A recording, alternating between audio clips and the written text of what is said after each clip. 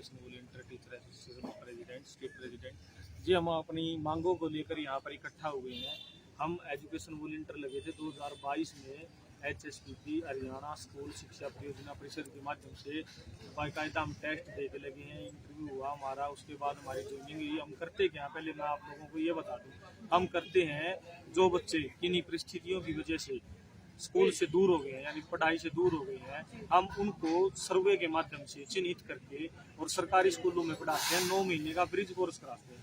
एक regular teacher मतलब एक रेगुलर बच्चे तो उनके माता पिता उनको उंगली पकड़कर स्कूल में छोड़ देते हैं और छुट्टी होने के बाद वापस ले जाते हैं। लेकिन इनके माता पिता जिन बच्चों को हम पढ़ाते हैं वो बिल्कुल भी शिक्षा के प्रति जागरूक नहीं है। तो हम क्या करते हैं, पहले 2-3 महीने तो उनको स्कूल में लाने की हैबिट डालते हैं और 6 से 14 वर्ष की आयु का जितना भी कोई भी बच्चा है उसको उसी प्रकार ब्रिज कोर्स करा के उसकी आयु के अनुसार उसका दाखिला कराते हैं। ये तो ये हमारे कार्य की बात है। तो हम मतलब एक रेगुलर टीचर की बात योग्यता रखते हैं, state CTET MA BEd JBT अच्छे क्वालिफिकेशन होने के बावजूद भी सिर्फ हमको 9 महीने के लिए लगाया जाता है, इतना सब कुछ होने के बावजूद भी। और हमारी तनख्वाह मात्र 11,400 रुपये है। आप देखोगे कि आज फिलहाल हरियाणा प्रदेश में जो पहले DC रेट लगे थे, आप सभी को पता, वो सिफारिशों से लगते थे, कोई पेपर वगैरह नहीं देना होता था उन्होंने, और फिर भी उनकी तनख्वाह 18 से 20,000 मिनिमम है। लेकिन हमारे साथ सरकार ऐसा क्यों कर रही है, क्यों हमारा शोषण किया जा रहा है कि मतलब इतना पढ़ा लिखा होने के बावजूद एक बात तो करती है सरकार, बेटी पढ़ाओ बेटी बचाओ।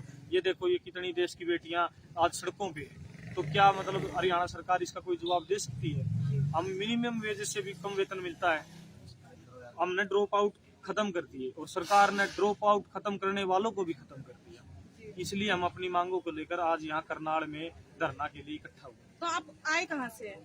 हम पूरा हरियाणा से आए, प्रत्येक डिस्ट्रिक्ट से आपको यहाँ पे EV मिलेंगे एजुकेशन। आप कहाँ से? आप करनाल मेरा से? नाम कपिल शर्मा, जींद से आए हैं आप। तो जो आपकी मांगे हैं इनको लेकर क्या कभी ज्ञापन वगैरह दिया आपने? पिछले 2 साल से मंत्रियों के प्रत्येक मंत्री के दर पे हम माथा रगड़ चुके हैं, लेकिन कहीं भी कोई सुनवाई नहीं होती।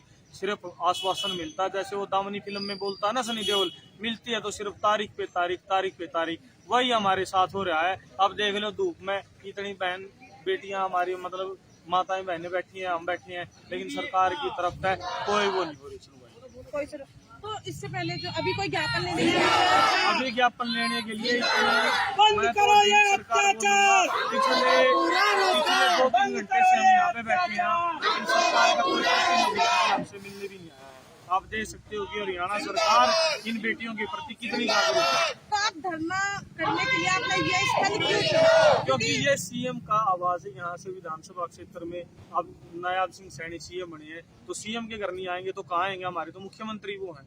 हम तो हमारे राजा से ही, प्रजा तो राजा से ही वो करेगी ना कि हमको हमारी मांगे पूरी करें। तो जब आपने इसके एग्जाम दिया था तो उससे पहले आपको नहीं पता था क्या कि ये सिर्फ 9 महीने के लिए लगाते हैं? आप एक बात बताओ मैडम, 5 साल के लिए ये जो नेता चुनकर विधानसभा में पहुंचते हैं, इनको ये नहीं पता कि 5 साल के बाद हमने फिर हटना है, और फिर ये बाकी उम्मीद नहीं करते कि क्या भाई हम आगे दोबारा भी हमें ही चुनो, हमें ही सत्ता में बैठा हो। मनोहर लाल खट्टर जी 10 साल CM रह गए, उनको एक बार का हक था ना, लेकिन उन्होंने मतलब इच्छा जताई। हम भी तो 9 महीने के बाद, उन्होंने कोई परीक्षा नहीं दी, 9 महीने के बाद हम भी तो ये सोचेंगे हम 9 महीने पढ़ा लिया तो हमें आगे रखा जाए, हमारा सर्टिफिकेट कहीं मान्य नहीं होता जी।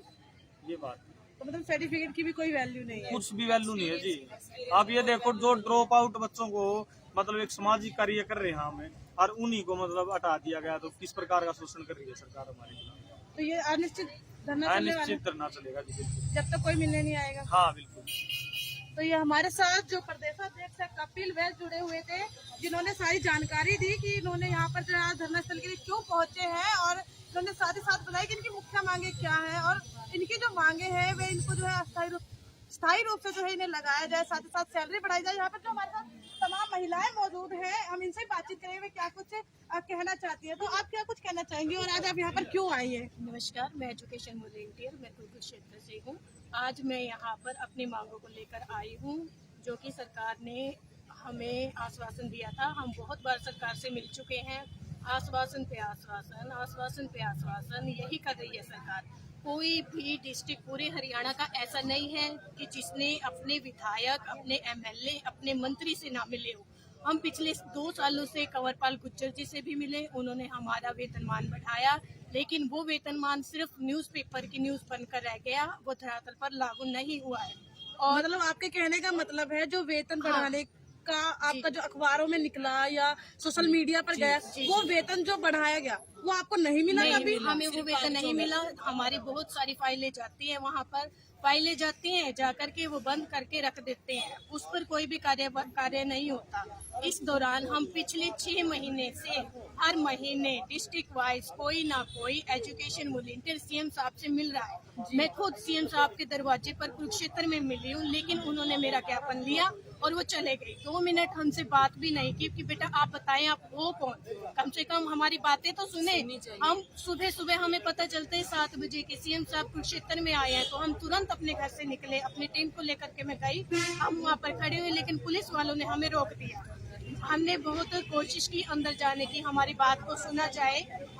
मैं सरकार से ये अनुरोध करना चाहूंगी कि हमारे कार्यकाल को 9 महीने से बढ़ाकर निरंतर किया जाए, हमें अध्यापक का दर्जा दिया जाए और 58 साल तक हमारी जॉब सिक्योरिटी हो। धन्यवाद। तो आप कुरुक्षेत्र से आइए? जी, मैं कुरुक्षेत्र से आप कहाँ से आइए? पानीपत से आइए। तो आप भी पहले कभी मिली है? हाँ, एक बार जो ये संजय भाटिया जी से मिले थे, कंवरपाल गुज्जर जी हैं, उनसे भी मिले थे, तो उन्होंने सिर्फ ये टैग लगा रखा है कि ये 9000 वाले हैं, ये बोलते हैं 9000 वाले बच्चे। हमारे साथ एक ऐसा साथी है तो अभी हमारे साथ कुछ महिला साथी यहाँ पर जुड़ी हुई थी, लेकिन चीजें कम होने के कारण उसको हटा दिया गया और वो आज हमारी नौकरी के लिए हमारे साथ आया है। मेरा साथी है राजवीर सरवल से, एक बार जोरदार ताली बजाएं साथी के लिए।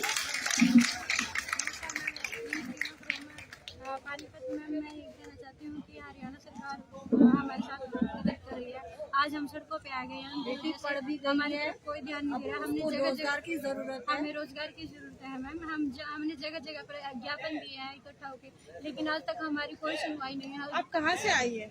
मैं पानीपत से आई हूँ मैम। पानीपत से आप करनाल जबकि आए? मेरे लिए मुमकिन नहीं था, लेकिन फिर भी मैं आई हूँ क्योंकि हमें रोजगार चाहिए।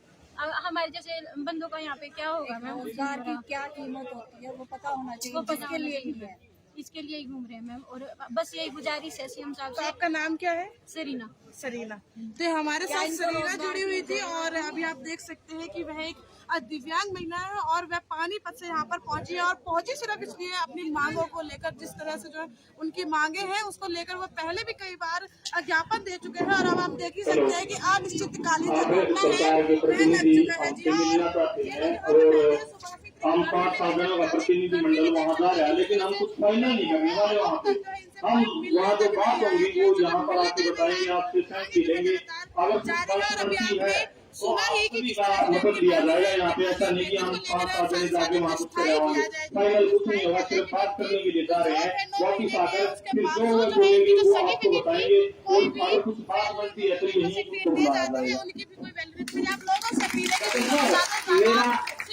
मेरा एक सुझाव है, जो भी बात बने ना वहाँ जो प्रतिनिधि है